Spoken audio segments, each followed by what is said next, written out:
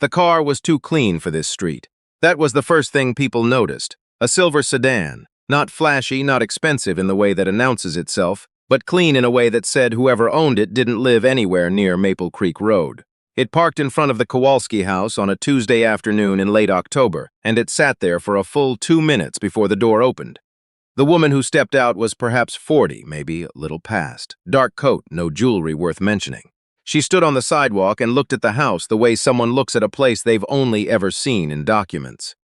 Like she was checking the address against something she'd memorized. She had a folder under her arm. Across the street, Hector Beaumont was raking leaves he'd already raked once that morning. He would rake them again after she left. He would tell his wife about the woman at dinner, and his wife would say she didn't know what to make of it either. In Maple Creek, you notice things. You remember them. That's just how it is. The woman walked to the door and knocked. Inside, Thomas Kowalski was trying to get the zipper on his daughter's winter coat to stop sticking.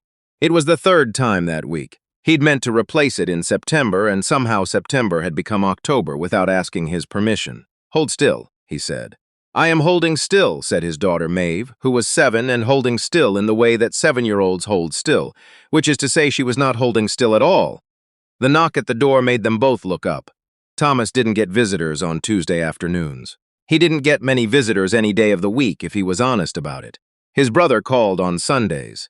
His neighbor Hector brought over zucchini from his garden in summer, whether Thomas wanted zucchini or not.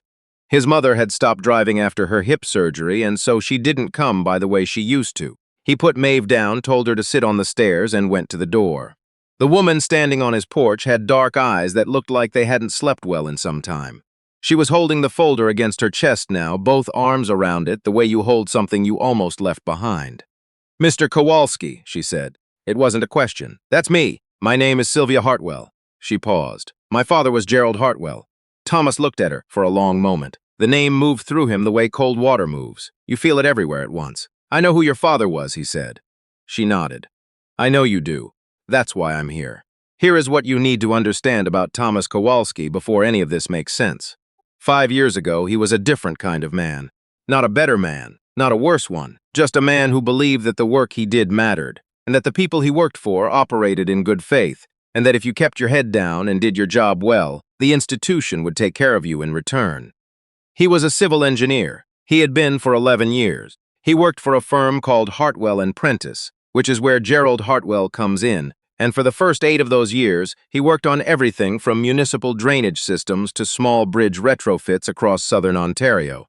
He was good at his job. His colleagues respected him. He had a wife named Carla and a daughter Maeve, who was 2 at the time, and a mortgage on a house in Maple Creek that was, by any reasonable measure, a good life. Then came the Ridgemont Bypass project. It was the largest contract Hartwell and Prentice had ever taken on. A provincial highway expansion cutting through the northern edge of Brampton, requiring the rerouting of 2 drainage systems and the stabilization of a hillside that Thomas, when he ran the soil assessments himself, did not like the look of. He wrote a report. He wrote it carefully and clearly with all the data attached, and he submitted it through the proper channels. And what happened next was the kind of thing that still makes him stop in the middle of washing dishes and stare at the water running over his hands. The report was altered. Not entirely. Just enough. The sections that raised red flags were softened. The recommendations were reworded into suggestions, and then into considerations, and then they disappeared from the final version entirely. Thomas didn't find this out until after the hillside failed during a spring thaw. No one was killed, which was the kind of luck that doesn't come twice, and an independent audit was commissioned. The audit found the discrepancies. The firm found a way to make sure those discrepancies pointed somewhere. They pointed at Thomas. He was let go. The Provincial Licensing Board opened a review. For 14 months, he lived in a kind of suspension that had no clean word for it. Not quite ruined, not quite cleared, not quite anything. Carla left in month 8. She didn't leave because she thought he was guilty. She left because she was exhausted in a way that had nothing to do with guilt or innocence, and he couldn't hold it against her, even when he wanted to. The review eventually concluded that the evidence was insufficient to support disciplinary action. That was the language they used. Insufficient to support. Not that he was right, not that something wrong had been done to him, just that they couldn't prove enough to take his license. He still had it, the license. He'd gone back to work eventually for a smaller firm, shorter contracts, quieter projects. He picked Maeve up from school every day at 3:15, and he made dinner, and he read to her before bed, and he raked leaves in October, and he did not talk about Hartwell and Prentice to anyone who hadn't already heard the story. Gerald Hartwell had died in August. Thomas had seen the obituary. He'd folded the newspaper closed and put it in the recycling bin. And now Gerald Hartwell's daughter was standing on his porch with a folder under her arm. He let her in. He wasn't sure why, later, when he thought about it. Maybe because she didn't look like someone who had rehearsed this. Maybe because Maeve was watching from the stairs with the frank curiosity of a child who finds all adult visitors equally interesting. Maybe because some part of him had been waiting, without knowing he was waiting, for someone to finally come to the door. He told Maeve to go watch her program in the other room. Maeve considered this and then went, which was unusual enough that Thomas knew she was going to listen from around the corner. He decided not to address that. He and Sylvia Hartwell sat at the kitchen table. She put the folder between them. "I'm not here to negotiate," she said. "I want to say first, I'm not representing the firm. I left Hartwell and Prentice 4 years ago. I don't speak for them and they didn't send me." She looked at the folder. "I sent myself." Thomas waited. "My father died in August," she said. "You probably know that. I saw the obituary. After he died, I went through his office, at the house, not the firm. He kept things at home, paper copies of things, which he always said was old-fashioned and which I always agreed with." Something moved across her face. "I found the original report. Your report. The one you filed about the Ridgemont hillside assessment." The kitchen was very quiet. Outside, a car went past on Maple Creek Road. Maeve's program made cartoon sounds from the other room. "I also found a set of emails," Sylvia said, "between my father and the senior project director at the time. They're in there. I've made copies. I've already given a set to a lawyer I trust. So this folder isn't the only one that exists." She slid the folder across the tape. "Why?" he said. She looked at him. "Because what they did was wrong. I know it was wrong. I've known it was wrong for 5 years. I know you have." Her voice was steady, but only the way a voice is steady when steadiness is something you've had to work at. "I'm not here to tell you something you don't know. I'm here because—" She stopped, started again. "My father is dead. He cannot be the one to tell you this, and someone needs to." Thomas looked at the folder. It was a plain manila folder, the kind you buy in packs of 25. There was nothing written on the outside. "What do you want to happen?" he said. "I want the record corrected. The licensing board review. There should be something on file, a formal statement, that says the evidence presented at that review was incomplete. That the original assessment was accurate and was altered without your knowledge. And you think that's possible. My lawyer thinks it's possible. It won't be fast. Nothing like this is fast." She paused, "But I think it's possible, and I think you deserve to have someone try." Thomas was quiet for a long time. Outside, a gust of wind pushed a handful of leaves against the window. He thought about Hector across the street with his rake, and about Maeve around the corner, pretending not to listen, and about the 11 years he'd spent learning how to look at a slope and know whether it would hold. He thought about the moment 3.5 years ago when he'd stood in his driveway at 7 in the morning and watched Carla's car back out for the last time, and how the thing he'd felt wasn't grief yet, just a kind of flat gray waiting, like a room with all the furniture taken out. "Your father never called me," he said, "in 5 years. Not once. The firm never reached out. No one acknowledged anything. I know that too." She didn't look away. "I'm not asking you to forgive him. I'm not asking you to forgive any of them. I'm asking you to let me try to fix one specific thing that I have the evidence to fix." He looked at her. She was probably a few years younger than him, he thought. She had the look of someone who had been carrying something heavy for long enough that she'd stopped noticing the weight until she put it down. And even then, she wasn't quite sure she'd put it down yet. "What did your father tell you?" Thomas said. "About Ridgemont back then." She took a breath. "He told me it was complicated, that the situation was more complex than the news coverage suggested, that the engineer on the file had made some errors that couldn't stay in the final documentation." She looked at her hands. "I believed him. He was my father. I was 28 and I worked in his firm and I believed him." "When did you stop?" "About a year after you were cleared." She said it plainly, without dressing it up. "I was reviewing a different file and I found a reference to the original Ridgemont report. I pulled it. I compared it to what had been filed." A pause. "That's when I left the firm." "You left 4 years ago." "Yes, and you didn't come here 4 years ago." She met his eyes. "No, I didn't. I told myself it was because I didn't have enough documentation." That was partly true.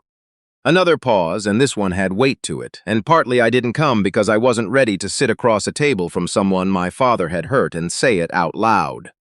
That, Thomas thought, was the most honest thing anyone connected to Hartwell and Prentice had ever said to him. He looked at the folder again. "I have to pick my daughter up at 3:15, he said. "I know. I'll go. I didn't say you had to go." He reached out and put his hand on the folder. Didn't open it. Just rested his hand on it. "I said I have to pick her up at 3:15. I want to know what's in this before I make any decisions. That's going to take me a few days." Something shifted in Sylvia's face. Not relief, exactly. Something quieter than relief. "Of course," she said. "And I want the lawyer's name, not to make a decision. Just to know who it is. I'll write it down before I leave." They sat at the table for another moment in the particular silence of two people who have said the necessary things and aren't yet sure what comes after. Then, from around the corner, Maeve's voice, trying to be casual. "Are you having more coffee?" Thomas looked toward the hallway. "Were you listening?" A pause. "No! Come out, please!" Maeve came around the corner with the specific dignity of a 7-year-old who has been caught doing something she knew she shouldn't. She stopped in the doorway of the kitchen and looked at Sylvia. "Hi," she said. "Hi," said Sylvia. "Do you want a cookie?" "They're not very good." "Dad made them." "Maeve, they're not, though. You left out the vanilla again." Sylvia looked at Maeve for a moment. Then something happened to her expression. Not quite a smile, more like the beginning of one, the part that comes before you let yourself. "I'd like a cookie," she said. "Thank you." Maeve went to get the cookies with the gravity of someone performing an important social function. Thomas watched her go and then looked back at Sylvia, who was watching her too. "She's lovely," Sylvia said quietly. "She's been through a lot, I can tell." She said it without pity, which Thomas appreciated more than he would have expected. Here is what the folder contained. It contained the original soil assessment report with Thomas's name on the cover page and his signature on the last page, dated March 14, 2021. It contained the final version of the report as filed with the Provincial Project Authority, with the same date but a different last page, and sections 4.2 through 4.7 replaced entirely. It contained a chain of emails between Gerald Hartwell and a man named Douglas Prentice, spanning 2 weeks in March of that year, in which the two of them discussed, in careful and largely opaque corporate language, the need to streamline the assessment findings and ensure the project moved to construction phase without unnecessary procedural delay. And then, at the bottom of the chain, an email from Gerald Hartwell alone to Douglas Prentice, which said, "The young engineer on file will be managed. He doesn't have the standing to push back effectively." Let's proceed. Thomas read that email 3 times. He sat at the kitchen table after Maeve was in bed and he read it 3 times, and then he put the folder down and he looked at the wall for a while. He didn't feel what he'd expected to feel, which had been something like rage. What he felt was closer to a strange, exhausted recognition. Like hearing a story confirmed that you'd already told yourself so many times you'd half convinced yourself you'd imagined it. He hadn't imagined it. It was there in black and white on Gerald Hartwell's private stationery, and Gerald Hartwell was dead, and Douglas Prentice was still a senior partner at the firm. He thought about what Sylvia had said. Someone needs to say it out loud. He called his brother the next morning. His brother, whose name was Edmund, was the kind of person who said very little and meant all of it. Thomas told him about the visit. There was a long silence on the phone. "What are you going to do?" Edmund said. "I don't know yet. Do you want my opinion? I'll have it whether I want it or not." "Open the door," Edmund said. "Not all the way. Just enough to see what's on the other side." Thomas thought about that for a few days. He called Sylvia on a Friday. She answered on the second ring, which told him she'd been waiting. "I want to meet the lawyer," he said. "I'll arrange it. I'm not agreeing to anything yet. I understand. And I want to know." He paused. This was the question he'd been circling all week. "Why now? Your father died in August. It's October. You had the documents for years before that." "Why now?" There was a silence on the other end that had texture to it. "Because I watched my father die," she said, "and I realized that the conversation he never had with you was going to stay unfinished forever. And I decided I didn't want to be the kind of person who lets it stay that way." Thomas didn't say anything for a moment. "That's a hard thing to decide," he said. "Yes," she said, "it is." The lawyer was a woman named Frances Oduya, who had an office in downtown Kitchener and the manner of someone who had seen exactly this kind of situation before and found it neither surprising nor hopeless. She was direct in a way Thomas liked immediately. She laid out what she had, what she thought it could accomplish, and what it would cost. In time, in energy, and in the particular toll that reopening a 5-year-old wound tends to take on a person. The goal isn't punishment, she said. What we're pursuing is a formal correction to the provincial record, a statement of fact, that the original assessment was accurate, that it was altered without your knowledge or consent, that the review conducted in 2022 was working from incomplete and manipulated documentation. She folded her hands on the desk. It won't give you back the years. It won't undo the professional disruption, but it means that if anyone ever looks at your file, what they see is the truth. And Prentice, Thomas said. Francis was quiet for a moment. That's a separate question, and not one I'm in a position to answer today. Thomas looked at his hands.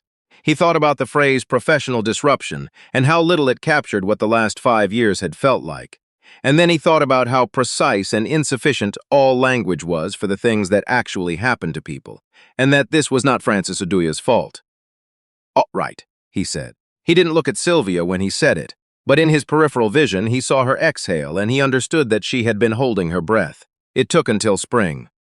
Not the first spring, the second. 16 months of paperwork and provincial correspondence and a deposition from Sylvia that Thomas was not present for, and a review of the emails by a specialist retained by the licensing board, and a counterstatement from Douglas Prentice's lawyers that was professional and composed and did not change anything. Material. The formal correction was issued on a Wednesday in May.